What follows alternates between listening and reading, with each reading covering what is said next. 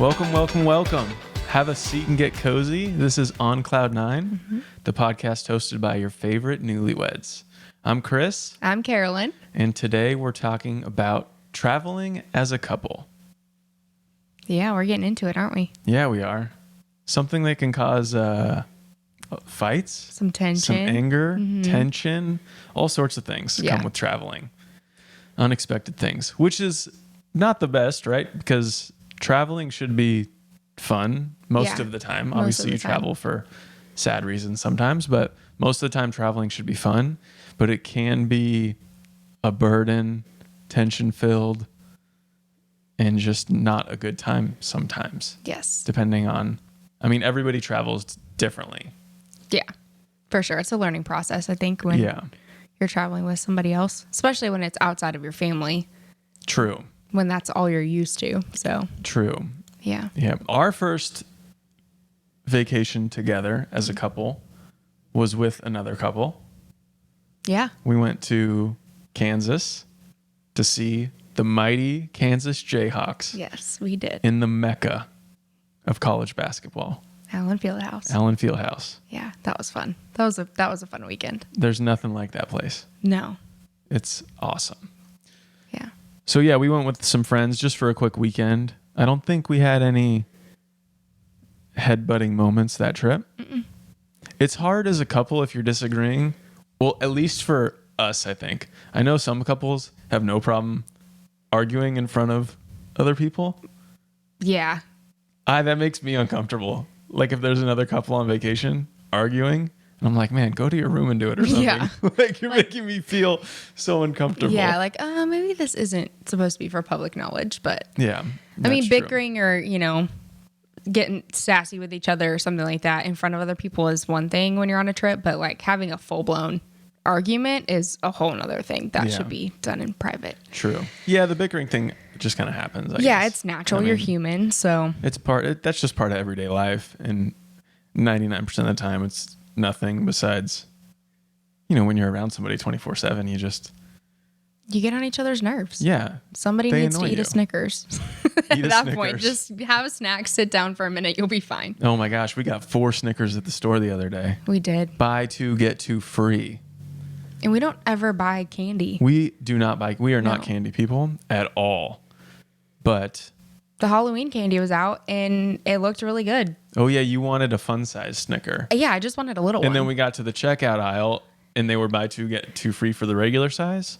And so being the good husband that I am, I secretly put them in the basket. He did. So anyways, that has nothing to do with traveling. Not we should at all. probably get back on track. Take a 180 here and get back to the traveling talk. Oh my goodness. So I guess there's a few things we wanted to kind of go over about traveling, just weird things or things where you may differ as a couple. This first one, we are definitely the opposite. Yes, we are. So there's 2 types. I think a lot of the things we're going to talk about today are like there's 2 types of people in the world. You always see those posts. There's only 2 kinds of people in the world. And they always seem to end up together. That's true. Yeah. Yeah. Which works most of the time. One of my favorite quotes when I was growing up was funny. It said, there's 3 types of people in the world. 3. Ones who can count and ones who can't. Gotcha. That took me a second. I'm like, what's the third one? Yeah. Oh my gosh. I don't know why I always thought that was hilarious. That's funny. I think it was like on my Facebook bio at one point. Interesting. But anyways. So this one, we're definitely opposite. It's when you pack your bags. So I am like an hour before the flight. Yes. Throw it in a bag kind of person. And you are not. No, I need a couple days. You need a few days. Mostly because I get distracted when I pack.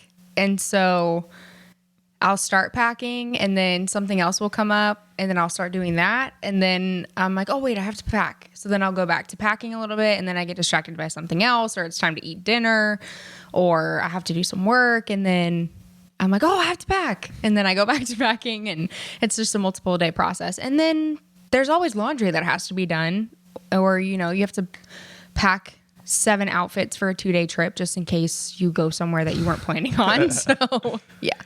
I need a couple of days for sure.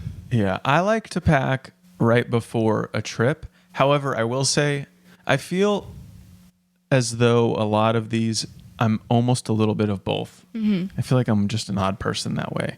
So I don't like packing early, but I will have a list, like Checklist. I'm sorry, guys. Today is not my day for talking. I've been tired all day. It's just been rough. But that's okay. Yeah. A checklist. I have a checklist beforehand that's, massive in my notes. It has everything from your clothes to your underwear to electronics. And even electronics, I put things like, if I'm going to bring my iPhone and my iPad, I put iPhone, iPad, and the charging block for each one and the cord for each one. And I have all of those things. So I am petrified of forgetting something on vacation, which is funny because nowadays you go on vacation and, well, I guess it depends where you go. But most places you could probably, if you forget something, order it in the airport and it's at your Airbnb by the time you get there, you know? So not as big of a deal, but I hate forgetting things. Yeah, times have changed since we were younger. That's true. That's my biggest fear too. And I think being on so many road trips through high school and college for softball, I'm prepared a couple days in advance, and I'm the same way. I always have a list. But there was a couple times where I did forget something, and thankfully we always had a bag with extra stuff in it, and so I could just grab from there if I've forgotten a pair of socks one time that I needed and they were a different color than the day before, and you don't want to rewear dirty socks after you've just sweat for a few hours in them because that's disgusting. And there's been a couple times where thankfully they were in my bag and I brought them, but I showed up to like a pregame warm up and my cleats were in the hotel. So my dad had to go back and get them. Nice. So learning from those mistakes, I'm always like, at least give me a couple days to start preparing. So then I know by the time it's crunch time and I have to get packing done, I will be ready to go and I won't forget anything. So, right. Yeah. Yeah. I forgot a toothbrush one time. Ooh. I went to Nashville and I didn't notice till that night when I went back to my hotel to brush my teeth and I didn't have one. And everywhere was closed by the time I got there. Mm-hmm. And so I called the front desk and they were like, oh yeah, it was at the Gaylord. And you would think certainly they've got like electronic toothbrushes for you at that place. If you've never heard of the Gaylord, it's just a fancy hotel. Massive with like, hotel. How would you describe it? It's almost like an experience going there. Pretty much. It's essentially a small resort without all of the resort features. Right. It's like a large indoor resort almost. Yeah. And they do like Christmas themes and themes for every season. Anyways, somewhere you would definitely think they would have a toothbrush, and they did. And so they said, we'll send it up to you. It's free. And so this guy knocks on my door and I open it and they're gone. And I was like, quickly. Mm-hmm. Like, man, that was impressive. This guy's. It was just like a grocery bag. And then there was a toothbrush in there, and it was, like one of the mini ones? Yeah, 3 inches long and had 4 bristles on it. I was like, I might as well use my finger. Like, this is not going to work. That's funny. So, anyways, just one of those funny things. Yeah. So, yeah, I am definitely a last minute packer. Same with arriving to the airport. I like getting there very last minute. I like to go through TSA and almost nonstop walk straight onto the plane. No. In my ideal world, that's how it goes. No. You like to... I like traveling. At that point, by the time we get to the airport, I am on vacation. So I want to enjoy it. I want to go walk around for a little bit. And especially if we're going to be on the plane for a few hours, I want to stretch my legs and not have to rush. But I want to go get something to drink, or if we have time, grab a snack and people watch, because you always see the most entertaining people in the airport. So that is kind of fun. But I don't like to be rushed on vacation at all. And so I think that's why I like to get to the airport a little bit early, just to like take my time. That's fair. Yeah. I guess my thing is, people watching is fun, but I would just rather sit in my own house than sit in one of those airport chairs. And half the time you can't even find one because everyone spreads out too far and everyone's afraid to sit next to each other. And I get your point. You're like, oh, we're on vacation. I want to sit down. And, when we went to Chicago oh my gosh, that was like a year ago. When we got engaged? I was going to say a few months ago. It was a year ago. It was a year ago next month. Yeah. Oh my gosh. Anyways, we had dinner, and I get that. It's the thought that, hey, we're on vacation, let's have dinner and let's grab a drink. But I don't want to pay airport money for airport food. It's just not good. Even the restaurants you like that are in the airports are not as good in the airport. Yeah, unless it's something basic like Chick-fil-A or something like that. Obviously, that's all the same. But as far as sit-down stuff, it's just not as good in the airport. That's true. Although even the Chick-fil-A in our airport is not the same. They don't have everything that a normal one would. So, yeah. I mean, I get that. I get not wanting to sit around, and that is true. I mean, after we had dinner that one time, I was like, it wasn't worth what we just paid for it. But yeah, but it was fun. Yeah. I had to get a picture of you without a ring on your finger at dinner without you knowing. Yeah, little did I know the suitcase underneath my feet had my ring in it. Yeah. That was funny. Funny. Joke's on me. Funny haha. Yeah. Oh, man. Well, I guess that kind of goes into whether if you're rolling into the airport at the very last second, do you like to travel and be spontaneous on vacation, or do you travel with a strict itinerary for every day of like, this is what we're doing and when we're doing it? Yeah, I am definitely more of a spontaneous person. And I say that lightly because I do like having things to do, but I don't want to be, we're waking up at 8:20 and at 8:25 we're eating breakfast and at 8:30 we're leaving the house to go to our whatever dolphin watching thing at 9, and at 9:30 we're leaving there and we have reservations at 10, and I don't want to be tied down to a specific schedule. I like going into vacation, hey, we're going to do this, but if we're going to be gone for a week and we want to do a specific thing in the town that we're in, if we can do it on multiple days, I don't want to say, oh, let's do that Wednesday. I just want to say, oh, we woke up. I'm trying to think of like a good example. Like if you're going to see Mount Rushmore, I guess that's like the only thing to do in that town probably. Maybe. I've never been there. But if there's a cool bar, if you go to Denver, right, and there's a cool bar you want to go to in Denver, I wouldn't be saying, oh, we land on Monday, we have to go there Tuesday. It would be more like, we're just going to show up and whatever day sounds good to go there, we'll just go there. So I like going in with a couple of things I want to do, depending on how long the vacation is. I think 4 or 5 days is perfect. Depending on where we go. Depending. But anyways. Yeah. I like to just have a couple of things and make sure I can just do those whenever I feel like. I don't want to be tied down to a specific itinerary for the whole time. And then if you get out of whack, then your whole vacation's ruined. Right. And so I say spontaneity, but I also like spending a lot of time relaxing on vacations. Oh, 100%. If we go somewhere and we get an Airbnb, I mean, I could spend the whole weekend there and be happy and just do 1 or 2 things. Yeah. So I don't want to wake up every morning and like whoever's leading the trip, I guess there's always one person who kind of takes that on.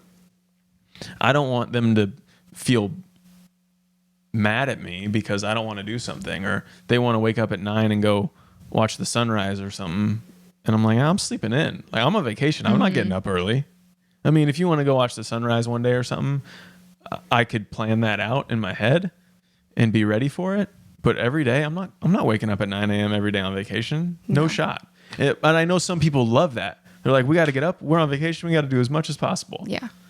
And I mean, all power to them, more power to them, however you want to say it. Like that's great. If you travel like that, that's totally fine. But I'm very much the same way as you, where I mean, especially if we're going to the beach, like that's the one trip I'm like, if we're going to the beach, I need at least a full week. Give me a full 7 days there. Cause I mean, it happens once a year. Sure.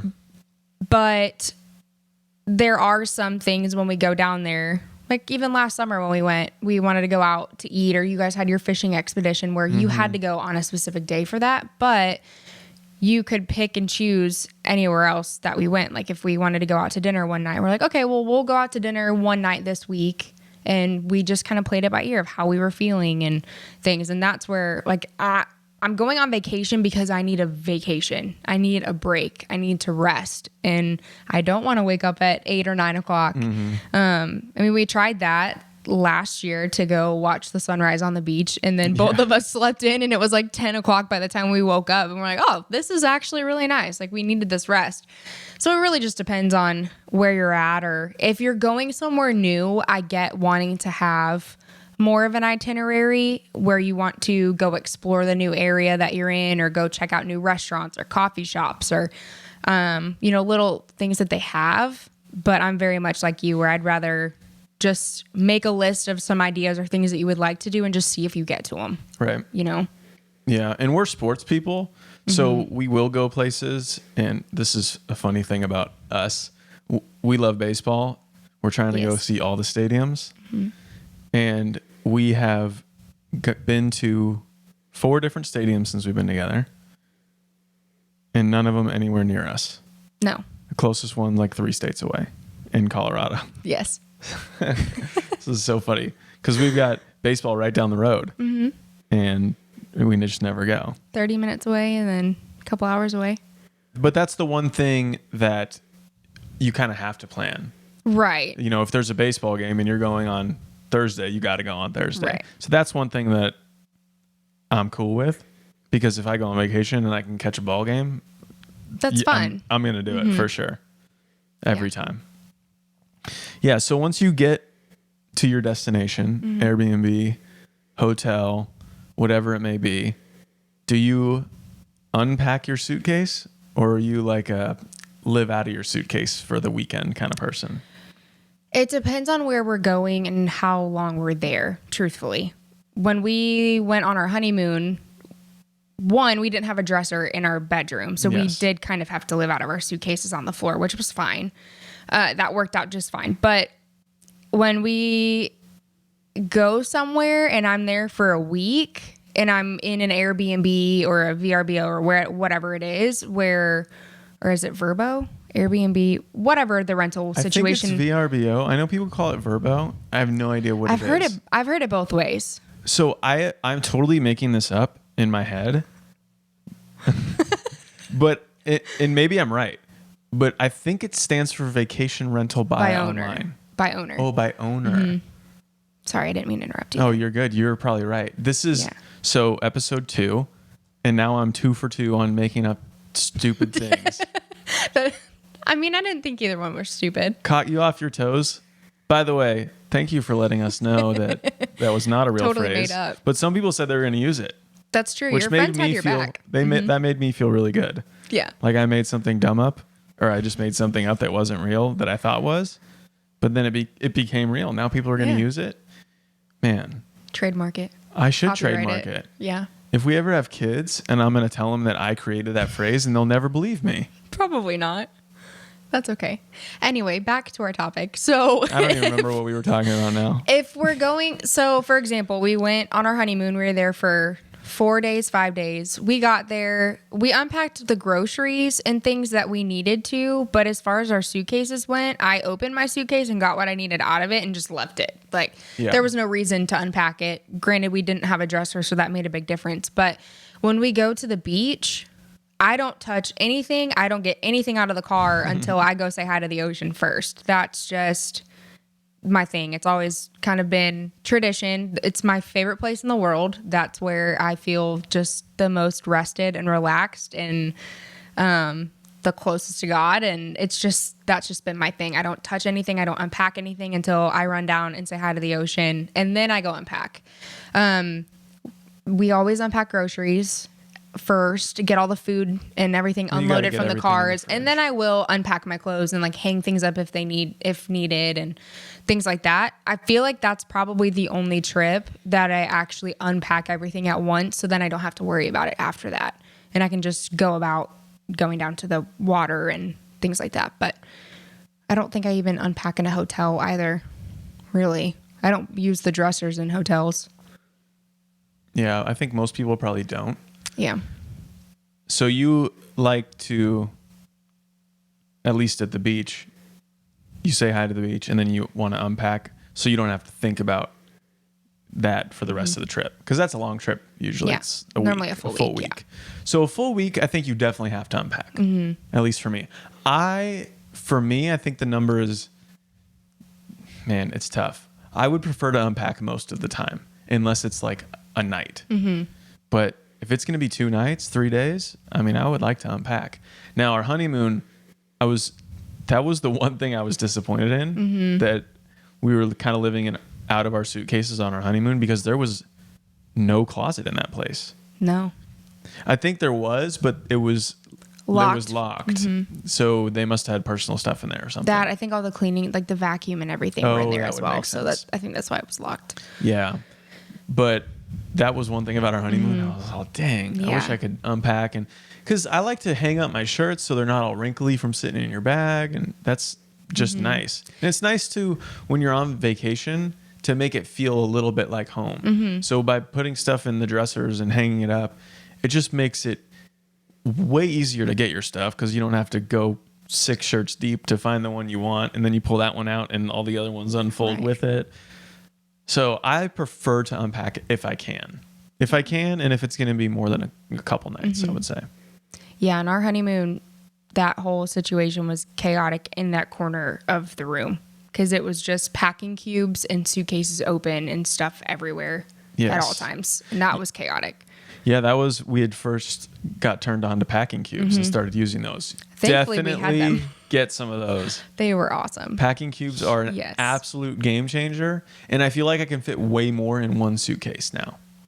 Oh, absolutely. It's just, it makes packing easier both ways. Like when you leave, when you leave for vacation, and then when you leave vacation to come home. To come home. Yeah, they're awesome. And as somebody who's organized or likes to be organized, I love it, because I can put shirts and pants, underwear all separate, and then they're all just I like the fact that you can have a separate one for your shoes too, so your shoes aren't like rubbing all over your clothes. That's nice. Yeah. Well, and I feel like if you pack a bag and you don't use all of it, everything still stays folded nicely. It doesn't flop all over your suitcase, which is nice. Yeah. So when on vacation, you get there, you unpack. We're just like rolling right through a whole vacation here. I like this. Yeah. And then, do you like to grocery shop? Or do you want to not cook at all while you're on vacation? Because you're on vacation, you want to relax. Again, it's going to depend on where we're going, truthfully. Most of the time, if we're staying somewhere like in an Airbnb and we're not in a hotel, I don't mind cooking breakfast and making lunch if we're not running around and going a bunch of places. Sometimes I do prefer to have the freedom to just go out to lunch or to go out to dinner and not have to worry about cooking.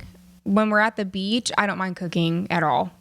That's just from memories from when we were younger, and it's so much cheaper because you're spending a lot of money to rent the house first of all, and then to drive down there and things like that. So I don't mind cooking. I think it's fun, especially when you have a house full of family and you're all cooking together and helping with groceries and things like that. But yeah, it's really just going to depend on where we're at. Sometimes I'm like, let's go out to dinner every night. We'll find something.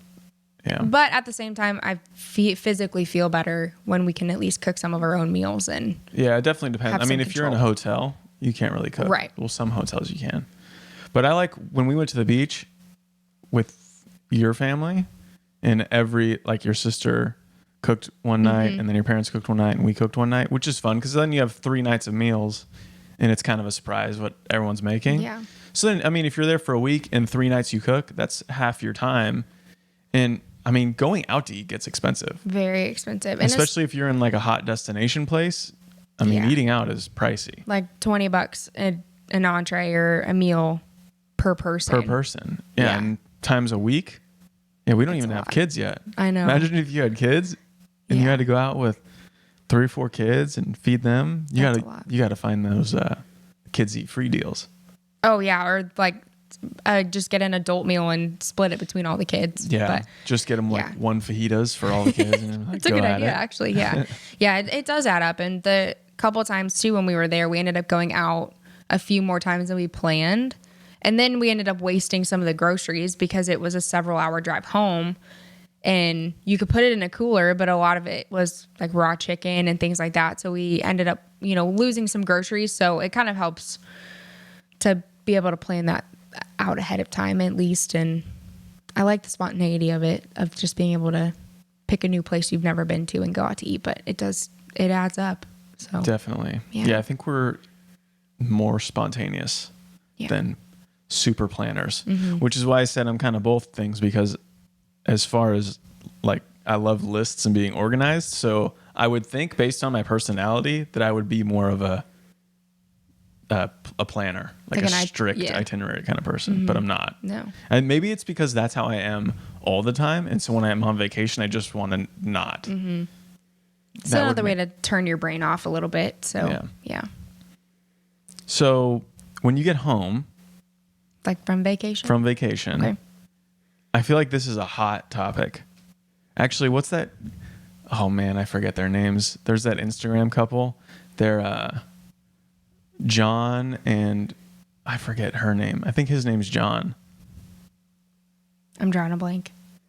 I know who you're talking about, but I'm drawing a blank on their names. They just did like a video skit about this. Oh, really? About unpacking when, like, immediately when you get home. And it was hilarious. Anyways, we'll have to share we'll it find it, on our Instagram. But in my ideal world, I would do laundry on vacation so that I could, and this just doesn't make sense either because I like to unpack, but I would do laundry on vacation and then live out of my suitcase for like a week when I get home. Because once I unpack my suitcase and wash everything, vacation's over. True. But if I'm living out of my suitcase for a few days, vacation's still happening. I'm still on vacation. But it's totally the opposite of my thoughts on when I get to vacation, I want to unpack. But when I get home, I don't want to unpack because that means vacation's over in my brain. I get that. I think depending on where we're at, I will do laundry if we have the capability of it. I would much rather do laundry while we're there as I'm packing to go home. So then I can just open up my suitcase and take everything out and just put it back where it belongs. I don't have to worry about doing a week's worth of laundry on top of taking everything out of the suitcase and unpacking it and putting it up. Because then you have to take it out of your suitcase, and then you have to do laundry, and then you're trying to get back into your normal routine of being home and not on vacation anymore, and then having to fold the laundry and put it away. I'd much rather just do laundry on like the last full day that we're there and just pack it all up and then be able to just unpack it. I'm a 50-50. It depends on what time of day we get home from vacation. Like if we're flying and we're home by dinner time, I'll probably unpack a little bit that night. Just because you need your bathroom stuff, like your toothpaste, and you need a shower and all that kind of stuff.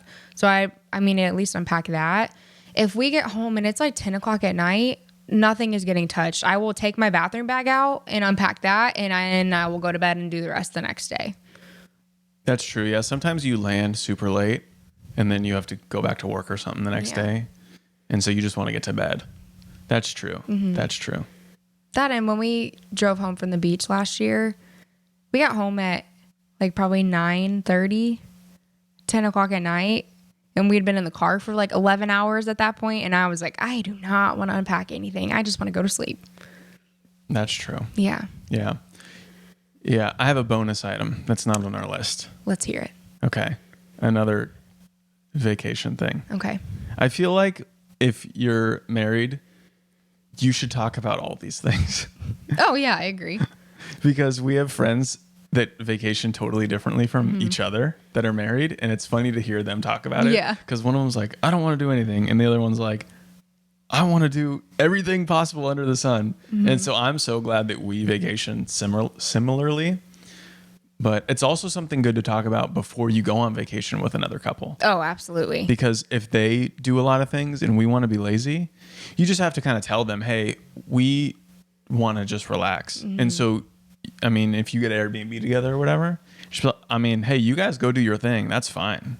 Like, I don't care. We'll meet up for dinner, lunch or whatever. But I'm just going to sit at the house and chill. I've seen I know people who have had a lot of friendships end or go really rocky after they get back from vacation because of that exact thing, where they traveled with a couple other couples and they realized that none of them vacation the same way. And then it was constant arguments, or one couple was arguing with each other, and then it put tension on the rest of the group, and they all got home and were like, we need a break from each other. Yeah. And then I've seen friendships just straight up end after that. And I've been on a couple trips myself before we got together where it was with a group of friends, and we realized like there were myself and a couple other people who vacationed similarly, where we were going on vacation. We didn't want to do anything. We just want to relax, want to just sleep in. You didn't want a routine, didn't want an itinerary, just kind of go with the flow of whatever and however you felt that day. Where there was a couple other people in the group that were very much itinerary. We booked this activity for this day and you need to be there. We're doing this at this time. And it caused a lot of tension, and it caused like the group to divide over vacation. And then you have to drive or fly back home together, and it's awkward and things like that. So yeah, it's important to talk about it and at least not have any unspoken expectations. True. About the trip. Yeah. Yeah. I mean, you have to make some things clear. Like, guys, the trash has to go out. Somebody's got to do it. And don't be that person that never does it. Oh yeah. Nobody it's just likes annoying. that person. If you have to take out the trash, if you're the only one doing it, I'm one of those people, and this kind of goes back to just how we run our household. It's like, if something needs to get done, just do it. Like, somebody's got to do it. So you might as well just do it, get it over with, and save the tension down the road. Yeah. But anyways, I'm glad you mentioned road trips, because that was my bonus item. Okay. 2, I'm looking at you, brother-in-law. I don't want to call, I'm not going to say his name. You're getting called out. But I think I know where this is going. We road trip, him and I, so differently. So I think you can do a 12-hour day with one stop.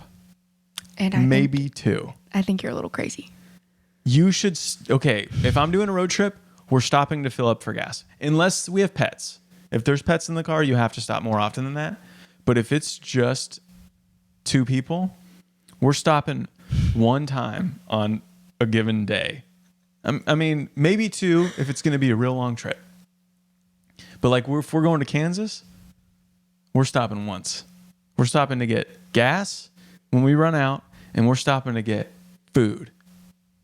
And that's one stop. He says this until one of us has to pee, and it's not in a stop, because he will happily pull over to a gas station or a Chick-fil-A or wherever and let me go to the bathroom, and he's just fine. That's your ideal, which I get. And well, I'm married now. I have to be nice to you. I'm saying this with all the love in my heart. Having kids and traveling with kids is going to humble you so hard in the car. Well, that's a long ways off. But it's still going to humble you, because they're going to have to stop a million times. Well, I know. So yeah. We did a lot of road trips growing up, camping and whatnot. And I had little brothers. And so, True. One of them, they always got to go to the bathroom right after you stop. You stop for food, and then 10 minutes down the road, they got to go to the bathroom. And it's like, what are you doing? I will pee when I leave the house. I will go to the bathroom. And I mean, I've been in pain sometimes. Like, I am not stopping. I got to pee, but I'm not stopping until I got to get gas. You're in the car and you're on vacation at that point. So See, sometimes I just need to get out and stretch my legs. It's been too long, If we're going... You can stretch them when we get gas. You can do a lap around the gas station. No, but so when I was coming home back and forth in college, it's a 6.5 hour drive. I would stop. I could make that with stopping once to get gas. I'd walk around for a few minutes. That's fine. But if it's like a 10+ hour road trip, I need to stop for, like, we'll stop a couple hours in to go to the bathroom and stretch our legs, get some breakfast, and then you'll stop a few hours later to get gas, get some lunch, and then you've only got a few hours left. I know that's not ideal for you, but that's how I prefer to travel. All right, maybe I'm being a little bit extreme. I think so. But the number is 5. 5 hours is the number. Between stops? 5 hours or less is 0-stop trip. 5 to 10 hours is a 1-stop trip. 10 plus is 10 to 15, 2, and so on. No. Yeah. That's 0 to 5. We could stop once. I'm putting my foot down in our marriage. It's not going to happen. Oh my gosh. Anyways, I just had to get that out there. If you're watching, brother-in-law, he better be watching. This is episode 2. We need the support. You better text me. I'm going to know. So he's calling him out because they do travel very differently.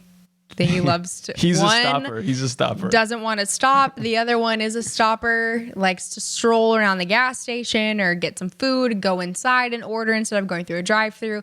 Which personally, if I'm on vacation, I would prefer to travel that way too. But Chris is a little bit different in his traveling and road trip choices. That's why he's calling him out. We're getting gas. We're going through the Chick-fil-A drive-thru and we're getting right back on the interstate.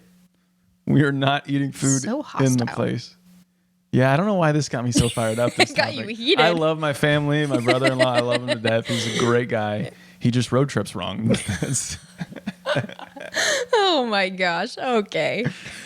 Oh man. Anyways, that is funny. That was my bonus. If y'all are listening to this though, and you have something else to add that we have not thought about as far as traveling goes, or you have any advice on how to deal with people in a group or in your relationship who don't travel the same way as you, let us know if you have any tips and tricks. We'd like to hear it. Yeah, absolutely. Yeah, leave a comment or however you do that on a podcast. Yeah. Yeah. So that's all we got. That's all we got. What's next? It's your turn to read the card. Is it my turn? Mm-hmm. All right, let's do it. I read it last time. Connection card time. What is something I could understand better about you? And what would you like to understand better about me? I would say having you or giving you a better understanding of what it's like inside of a woman's brain at all times. Kind of like that video I sent you the other day of having a million tabs open in your brain all at once of to-do lists and information for work and home and tasks that you have to do and chores and all that stuff. And then starting to do one of those and then you realize you're working on something, but then you find something else that needs to be done. And so you start to work on that. And then you realize that something's wrong with that and it needs to be corrected. So you have to move on to the next thing while you're getting so far away from the original thing. Right. That video was hilarious. It was, but it's true. Like that, if I could give you a better understanding of what it's like in my brain at all times, I totally would. Yeah. That's fair. I totally would. Yeah. And then what do you want to understand better about me? I feel like I'd have to say kind of the same thing, not with tabs, but how when you get your mindset on doing something or have an idea, you dive all in immediately, all at once. And I would love to have a better understanding of what happens inside of your brain when you do that. Because from the outside, I'm like, wow, he's spending so much time doing this and it's so cool to see. But you're like silent when you do it. And so I want to know what's going on inside of your brain as that's happening. I just get in work mode, like project mode. Right. But like what's going through your mind? Like what are your thoughts and stuff while you're in project mode? That's what I want to know. There's no thoughts, just the project. Okay. Which I know is not how that doesn't help whatsoever. Work. No. I know. I think it's one of those things that doesn't make sense. Actually, they talk about it. If you are getting married. Oh, yeah. I can't believe this was like right here perfectly. There's this book. It's called For Men Only. And then there's a woman one called For Women Only that we had to read for our premarital counseling. Yours must be in your bag. It's in the other room. It talks about things like that. Like for men realizing how women's brains work and how much different it is. And all sorts of things just to help you understand your spouse better. And what we did, which was really cool, I know we're getting off the connection card topic, but what we did was highlight things that we agreed with or disagreed with and then made notes. So I read the book that you switched them first. You read this one first. No. Oh, no. You're right. No. You read my book first. So For Men Only is the one for men about women. And For Women Only is the book about men made for women. You switch and read the book that's about your own sex first, And then you highlight all of the things in there that you agree or disagree with. And then you give the book to your spouse, and they can hopefully help understand you better. Yes. Which was awesome. I loved it. I could go read it again, actually. Oh, me too. Now that we've been married for a while. And truthfully, this isn't even something that would be for just people who are in the process of going through engagement or premarital counseling or getting ready to be married. There's a lot of testimonies from these books as well for people who have been married for 20 plus years, and they read them, and some of the reviews are like, this could have changed my marriage 20 years ago had I really understood and been able to communicate what was actually going on. So yeah, it's a great resource. We told our parents about these books when we were going through premarital counseling, told a bunch of people we knew that were already married how much we loved them. So I would highly recommend it. Okay, so what are your answers? Yeah, mine would be, I'm trying to think of something because I would honestly answer the same as you almost. I would love to understand the tabs thing. Yeah. Because, I just get focused on something, and that's the only thing. I'll get focused on something and I won't eat. Correct. I'll be like on a project. I'll wake up and start a project. It'll be 3 p.m. I'm like, oh, shoot. Like I haven't heard from him, and I'm just like sending a text like, "Are you alive?" Oh like, yeah, that happened on Friday. That just happened a couple of days ago, where I had asked him a question about something, and then nothing. And normally, when he finishes like his morning call, he'll at least text me and check in, and I'm already a few hours into work, and so just a quick check in. And I hadn't heard from him. I'm like, that's kind of out of character for him, and it was finally like 4 hours later. I texted him like, "Are you alive?" And he was like, "Oh yeah, sorry, I've just been like nose deep in trying to finish this podcast stuff." And I was like, "Okay, just making sure you're good." But yeah. So I do that. I think for you personally, if I had to choose something other than having the same answers as you, I would say I would like to understand like your compassion and empathy. Like the way you feel deeply for other people, and like if people are going through something and they're in pain, like it affects you strongly, especially the people you're close with. And I feel that too, but I feel like it affects you strongly.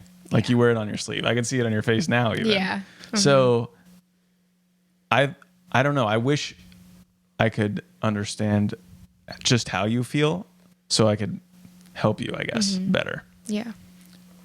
But I do love that about you. That's Thank you. One of your, I was going to say better traits, but that makes it sound really bad. Oh, thank you. So I appreciate that would be my answer. I did like that one. Yeah. We've had a couple deep ones. I like them. Which is fun because for a while we didn't get any really deep ones. No, they were very much like service level. So I like that. Makes you think a little bit, and yeah. Yeah, I agree. Anything to add before we check out of here and eat some sushi for dinner? I don't think so. I'm just ready to eat. Yeah, I'm pretty hungry. Yeah. I'm glad we did this. We love food.